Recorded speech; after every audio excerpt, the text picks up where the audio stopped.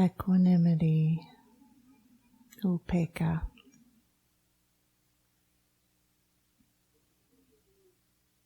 I have so much love for this quality in the practice. So I'll just start this short reflection as you're sinking into your seat by re-sharing with you my own working definition of Upekkha, or equanimity. And it's not a traditional definition that you'll find in a text. It literally comes from years and decades of practice and months on silent formal retreat, specifically practicing with equanimity, both as a Brahma-vihara and in the insight practice. So my working definition is that equanimity is the balance of the non-reactive mind and heart that is grounded in wisdom and supports a deep caring and leads to an appropriate response. So we have 5 qualities there: balance, non-reactivity, wisdom, caring, and an appropriate response. If I could add a 6th quality without making a massive run-on sentence, which I have not yet been able to figure out, I would add spaciousness.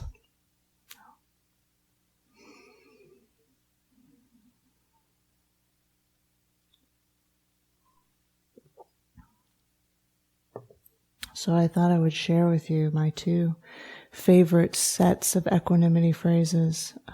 The first one in particular, I've literally done months of retreat using these phrases. And they're not on the handout, so I figured I'd mention them.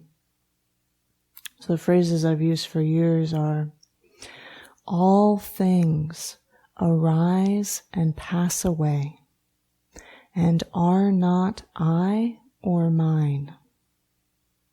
May I trust in the nature of the unfolding.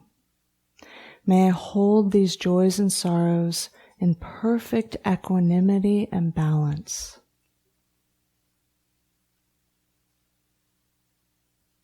So those phrases are really a weaving together of the wisdom factor and the heart factor. I see a couple of you writing them, so I'll say them again. All things arise and pass away, and are not I or mine. May I trust in the unfolding. May I hold these joys and sorrows in perfect equanimity and balance.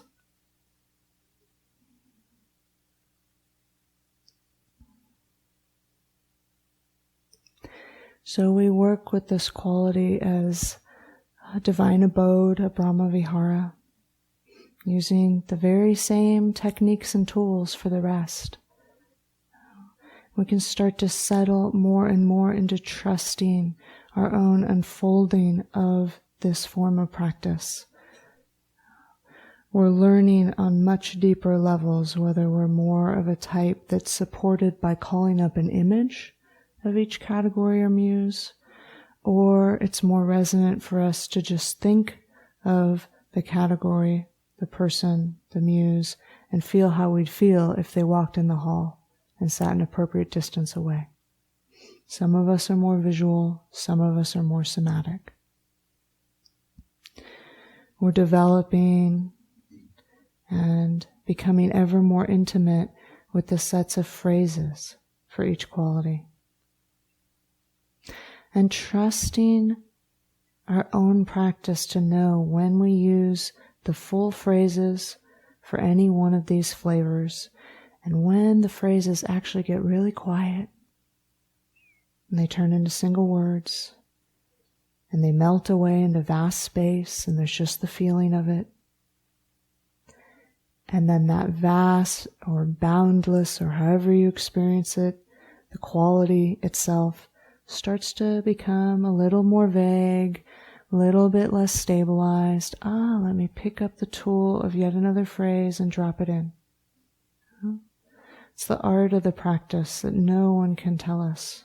We have to listen really deeply, and we are.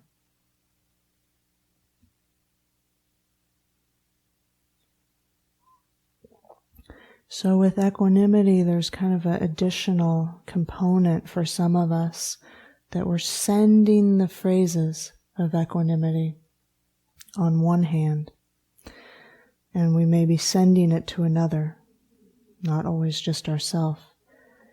But then there's also the echo inside us of feeling the equanimity. So there's a muse or someone we're wishing to, and then there's feeling it ourselves. And as that feeling gets more and more mature in our own being, that supports the unfolding of the practice. So it's definitely, for some of us, experienced as quite internally, externally, and both, as the Satipatthana puts it.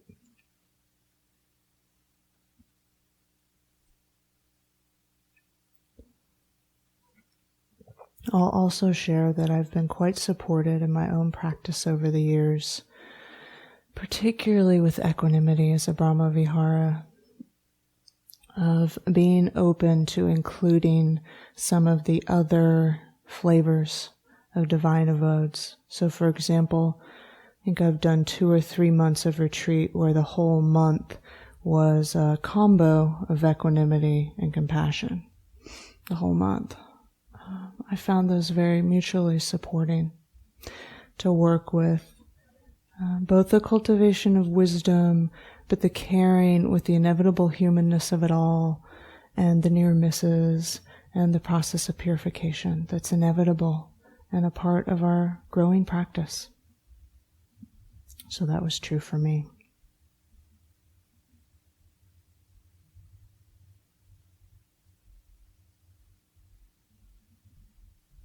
I think the last thing I'll mention about equanimity practice and its potential.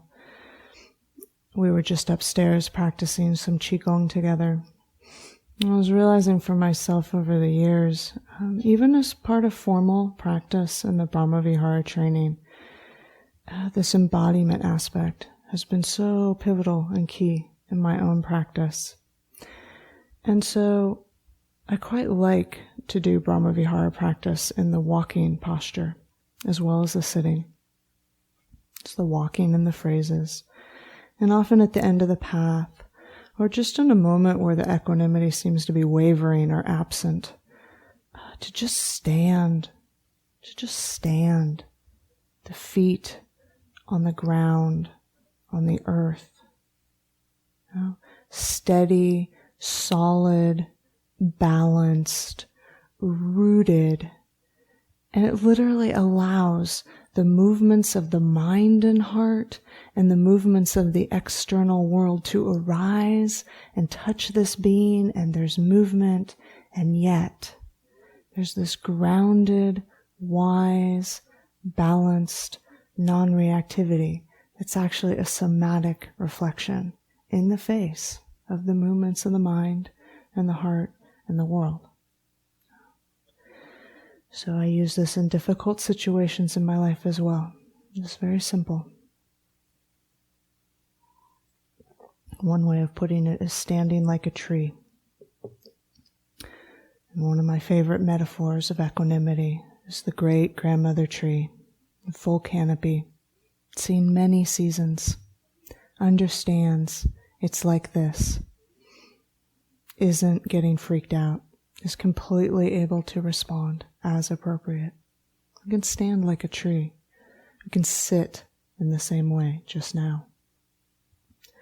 So for those of you that are in a really quiet place, it might be just that simple as we sit here, just sitting in that embodied sense of this quality that only you can know, your own.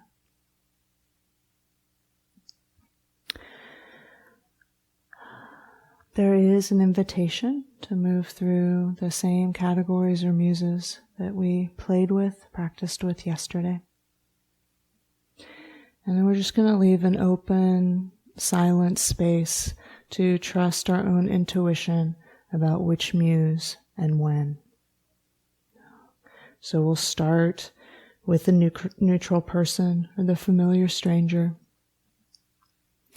And I might offer a suggestion that it can be quite rich to actually use the same people or beings that you used yesterday, and perhaps the day before, for each one of these categories today. It helps support momentum in the practice. It also helps us see how the practice actually is unfolding, and things can feel a little different today, perhaps. So we might choose the same neutral person or familiar stranger.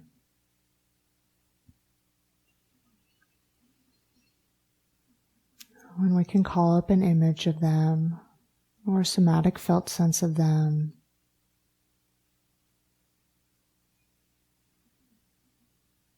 And the phrases of wishing this equanimity begin to rise and be known.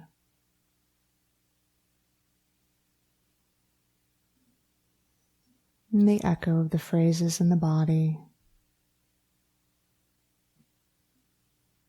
And the awareness as we practice of some of the near misses of indifference or numbness or attachment. All can be held in this vast awareness.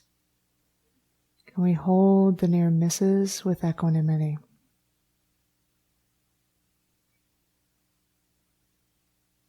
And so we'll practice with this one for a time, and then there'll be an intuition or an impulse in the system to change muses. The phrases, the quality remains much the same. Sometimes we need to shift the phrases just slightly, it's fine. And so after we've been with a neutral person for a while, we might choose a benefactor or good friend. And spend some time with ourselves and really filling that reservoir, equanimity for self.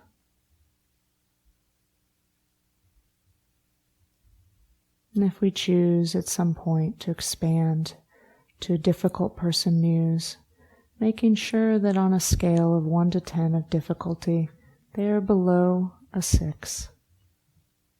So that it's really workable and we can really allow this practice to grow in a resilient way, in a workable way.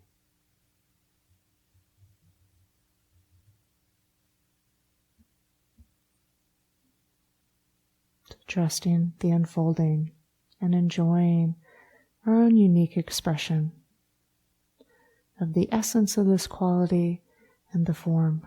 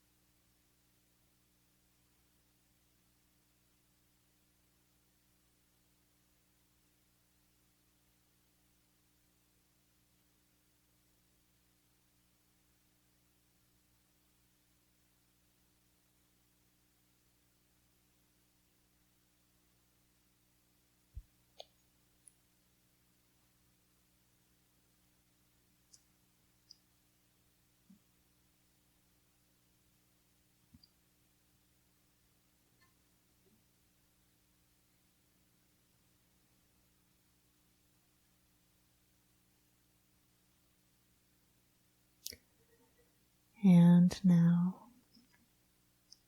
we can invite the muse that we're practicing with to fall into the background of attention and dissolve. And the phrases and the words too can just dissolve into vast space.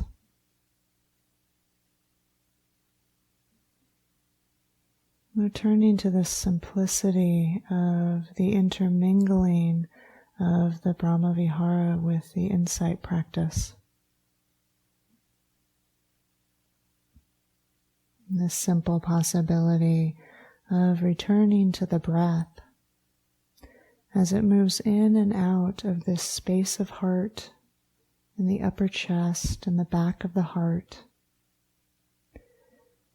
and bringing a balanced, non-reactive, wise and caring attention to whatever sensations or moods that are the movement, the conditioned movement of this moment.